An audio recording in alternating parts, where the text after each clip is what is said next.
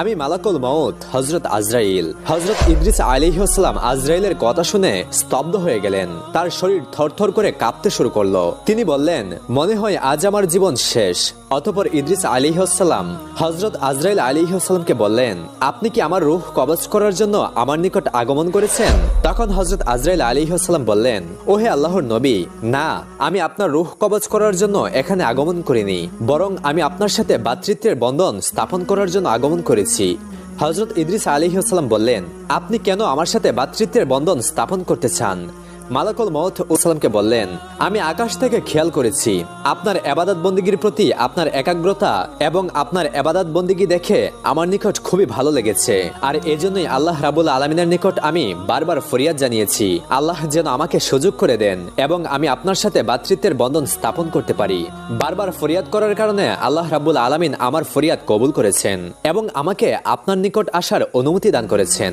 হযরত ইদ্রিস আলাইহিস সালাম বললেন, ওহে মালাকুল মউত আজরাইল, আপনি আমার সাথে ভাইয়ের সম্পর্ক স্থাপন করতে চান, কিন্তু আমার কিছু শর্ত রয়েছে। আপনি যদি আমার সেই শর্তসমূহ পূর্ণ করেন, তাহলেই আমি আপনার সাথে ভ্রাতৃত্বের সম্পর্ক স্থাপন করব, আপনাকে আমার ভাই হিসেবে কবুল করে নেব। তখন আজরাইল বলেন, আপনার কি শর্ত?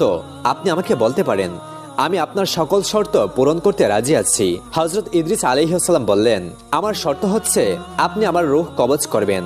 আমার রূহ কবজ করলে আমি বুঝতে পারবো মৃত্যুর যন্ত্রণা কতটুকু কষ্টকর, আর এটা স্মরণ করে আমি আল্লাহর ইবাদত আরো বেশি পরিমাণে করতে পারবো।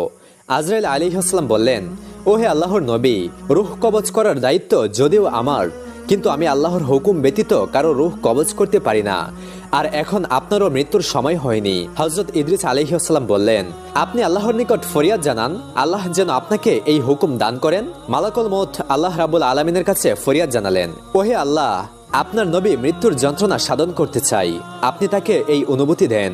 যখন মালাকুল মউত আজরাইল আলাইহিস সালাম আল্লাহ রাব্বুল আলামিনের নিকট নবী ইদ্রিস আলাইহিস সালামের পক্ষ হয়ে ফরিয়াদ জানালেন, আল্লাহ রাব্বুল আলামিন তখন হযরত আজরাইল আলাইহিস সালামকে ইদ্রিস আলাইহিস সালামের রূহ কবজ করার অনুমতি প্রদান করলেন। হযরত আজরাইল আলাইহিস সালাম তখন ইদ্রিস আলাইহিস সালামকে বললেন, ওহে আল্লাহর নবী, আল্লাহ রাব্বুল আলামিন আমাকে অনুমতি প্রদান করেছেন যেন আমি আপনার রূহ কবজ করি।